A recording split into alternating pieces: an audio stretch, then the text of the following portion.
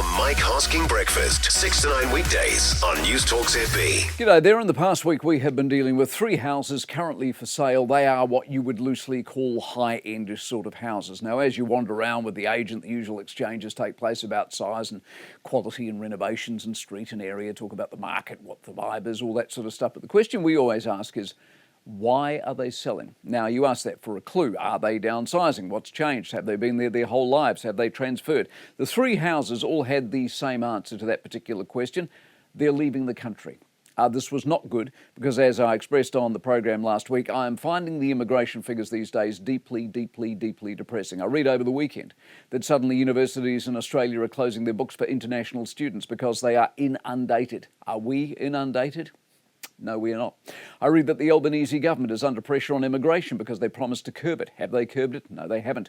One of the major reasons they haven't curbed it is because shed loads of us are bailing from New Zealand and arriving at their place, and given CER and our close relationship, of course, they can do nothing about us arriving in vast droves.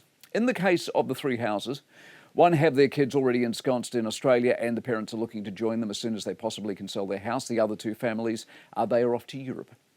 Permanently, forever, they're gone. Good news for the agents, of course, because all 3 houses, nice houses, they will sell. The issue after that is, who buys them? Our immigration figures will be a discussion, mark my words, of some angst, I think sometime next year, because as things stand, there is no sign of the departures easing, but there is a very real sign of the arrivals stalling.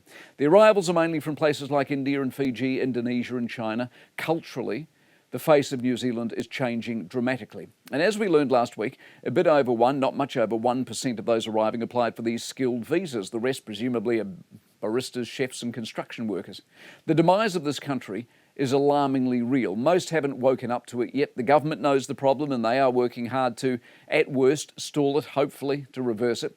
But as we said for years on the program, numbers don't lie. And I can show you 3 houses for sale right now that tell you the trend is real. The Mike Hosking Breakfast, 6 to 9 weekdays on Newstalk ZB.